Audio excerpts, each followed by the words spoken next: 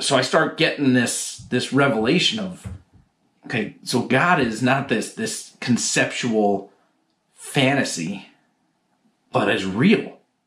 Like there's an actual God that has like created stuff and has been working to get me to this point, to this place, to this hour.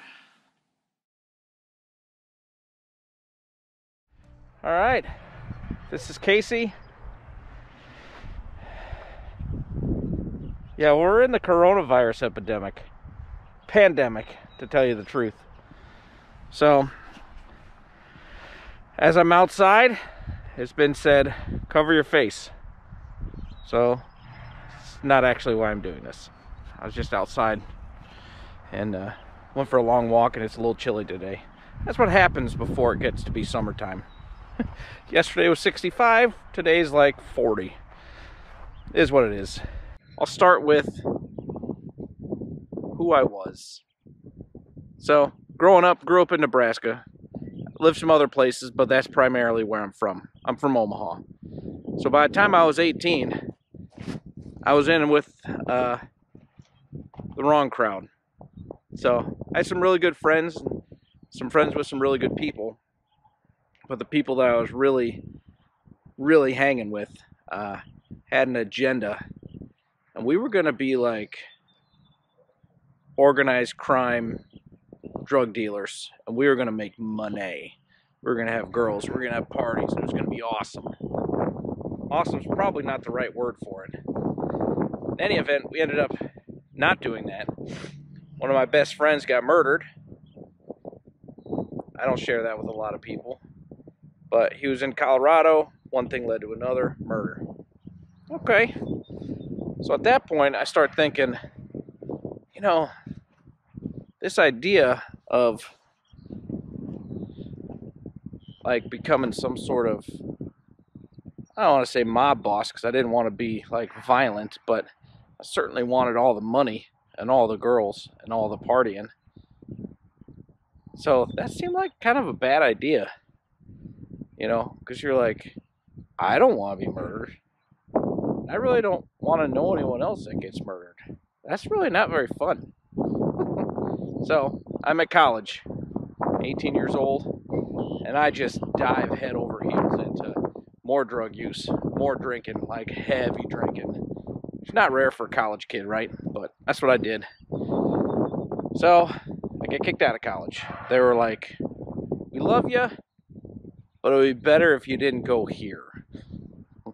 They're probably smarter than, to be honest with you. So back at home, working at McDonald's,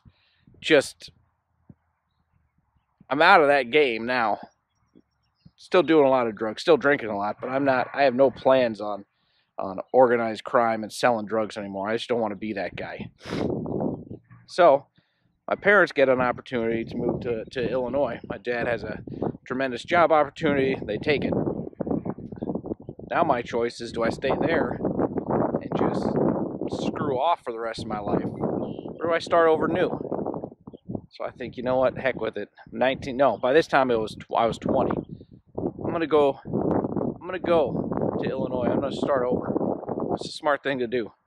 You know, I'll start fresh and it'll be awesome. So that's what I did. Came to Illinois. Just outside Chicago a little ways. A little town called Streamwood. That's where I've been ever since. Not Streamwood, but that area, the northwest or western suburbs of Chicago. That's where I've been. Okay. Time to chill. Sit down for a moment. So now I'm in Illinois. Turns out, when you move somewhere with no purpose and no friends, it's very easily, that's what I was going to say, but it's very easy to get depressed. That's what happened. So I was going to school, but I was going to community college. And everybody I met, man, they were just not my kind of people. You know, I'd hung out every once in a while, and I just, you know, you're like, oof, not my kind of people for whatever reason. It's not who I'm hanging out with, I'll tell you that much. Even though super depressed, no friends, that's what it was. I had one friend that actually moved here from from my school, my hometown, Omaha, but he lived about an hour away, and we'd get together every once in a while. But he wasn't in a good situation. He ended up moving back to Nebraska after a little bit. Relationship he was in kind of crumbled. Probably should have. You know, we were young and stupid, right? But anyway, so now here I am, living in Illinois. Depressed. It was terrible. I did not enjoy that. I started searching, like, what is the purpose in life? Because it can't be just sucking every day.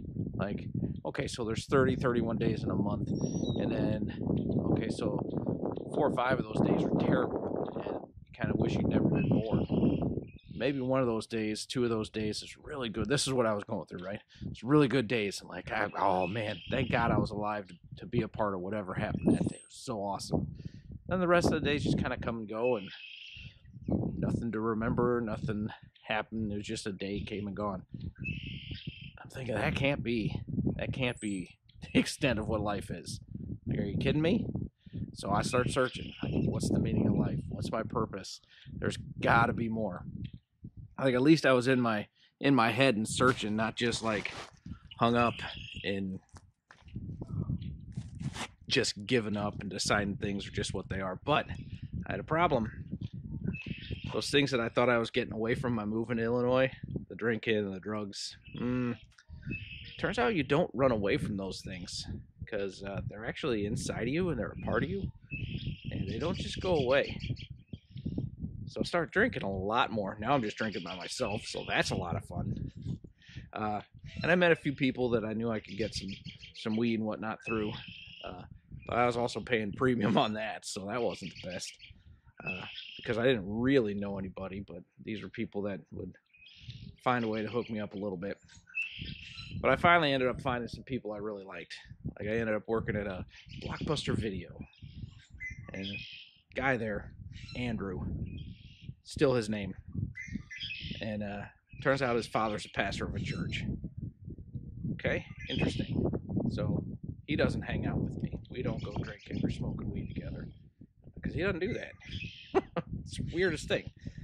But he's got a couple of brothers, and man, they did like doing that. And they were smart guys. Like, I really started hanging out with them, and I really enjoy their company. Like, I like people that I can have, you know, meaningful conversation with. What's the meaning of life and whatever.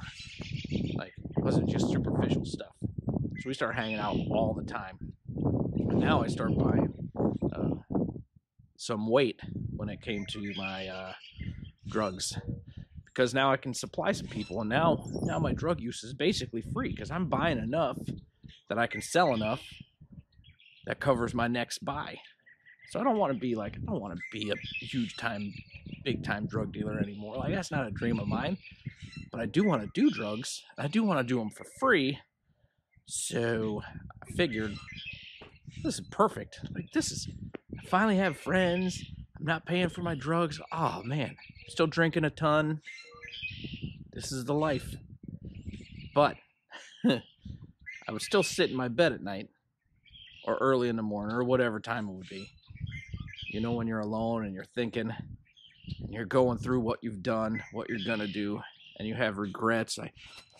Man, if only I'd done such and such. You worry about the things you didn't do, or the things that you should have done, or the things that you did that you shouldn't have. Well, you know what I mean. And I still didn't have any answers. I was still basically lost.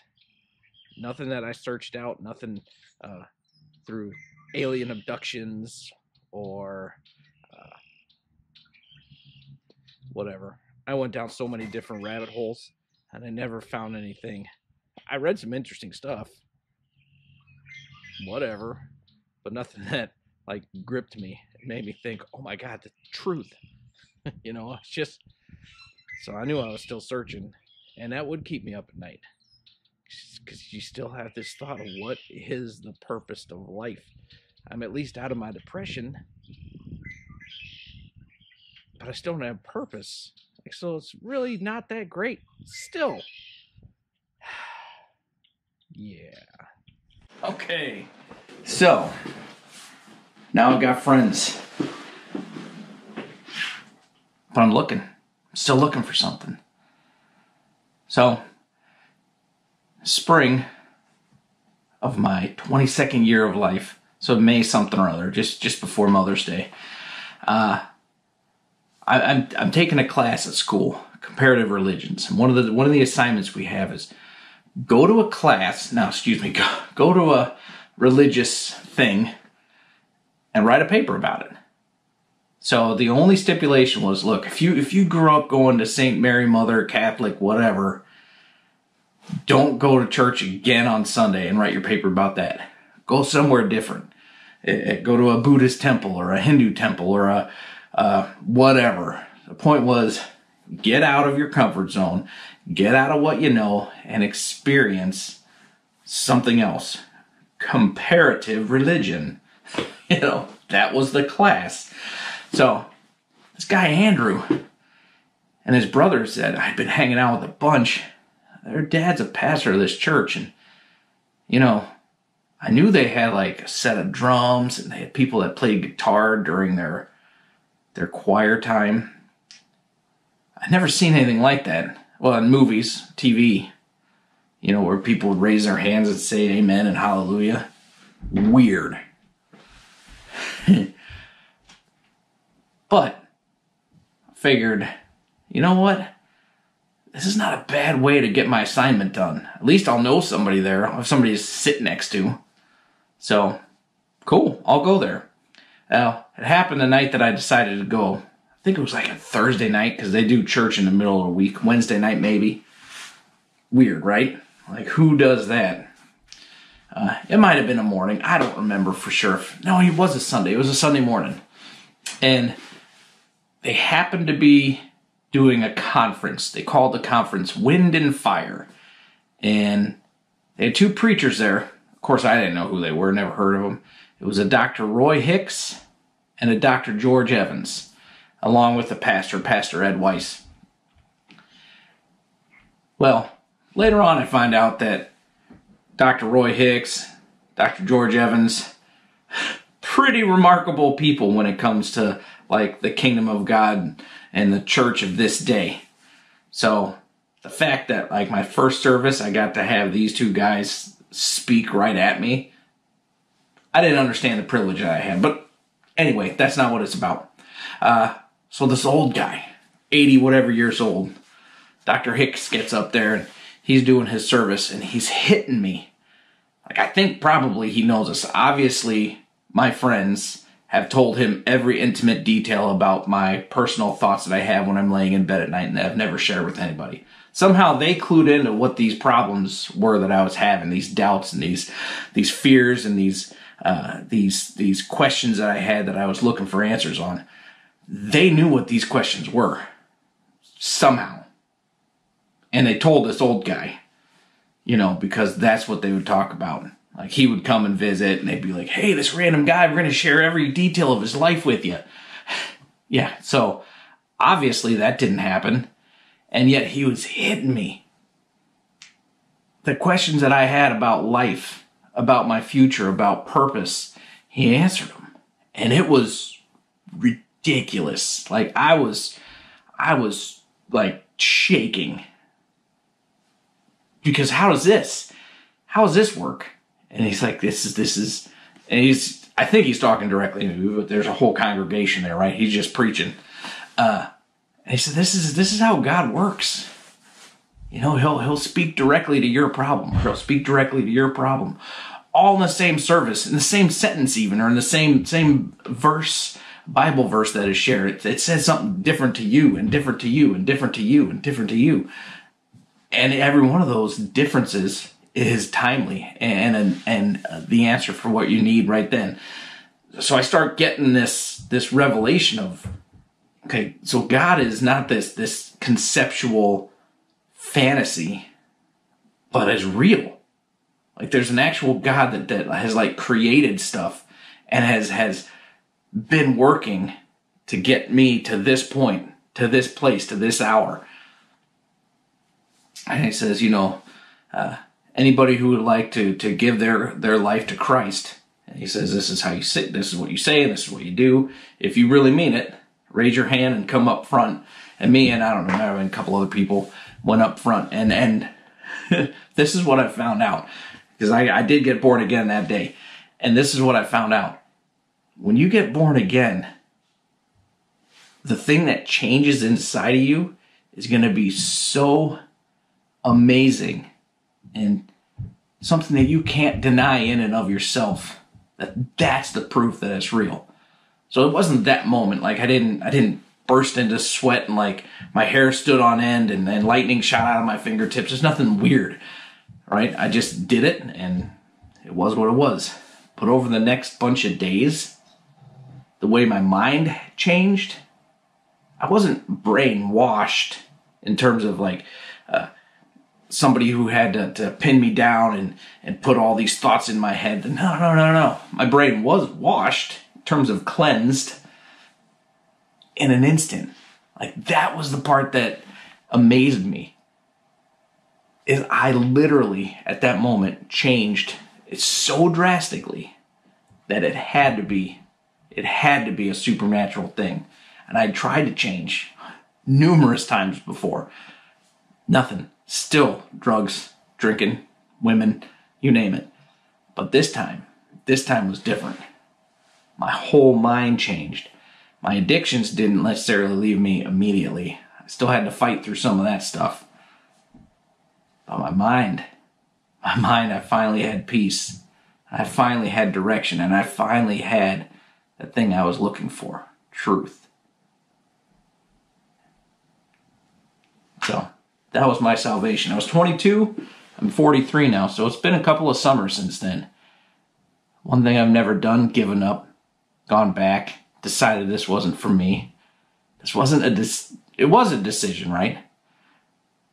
But it wasn't like I decided I was going to eat broccoli and I didn't like it, now I'm never eating broccoli again.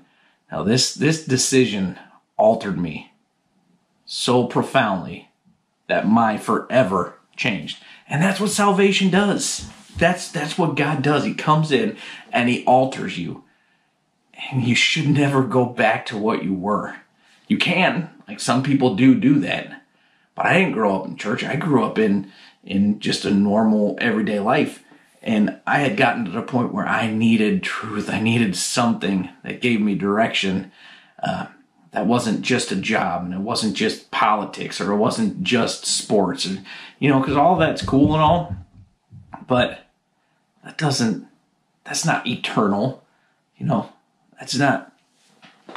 wasn't my answer, that's for dang sure.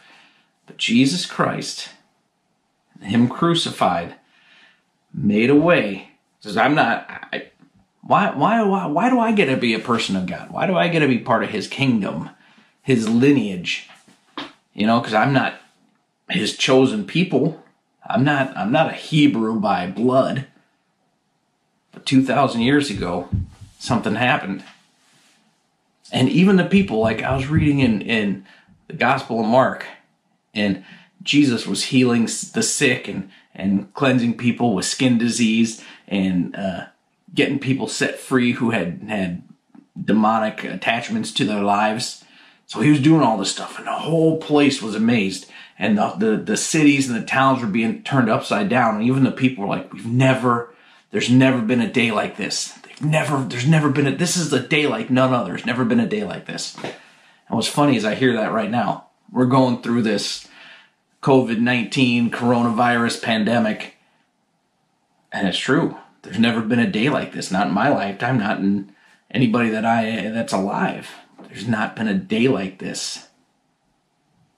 But 2,000 years ago, there never been a day like this. And God did a mighty work and altered and changed the world forever.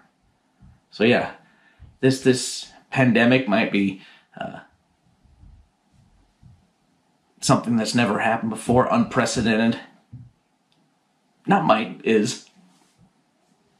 But God can do something amazing. He did it in my life. He altered me, a guy who had no reason to deserve any of it. He did it for me. So can he do it for this neighborhood? Can he do it for this city? Can he do it for this country? This globe? Yeah. Yeah. Absolutely. He's done it. He's done it. So that's my salvation story. All right. Be good.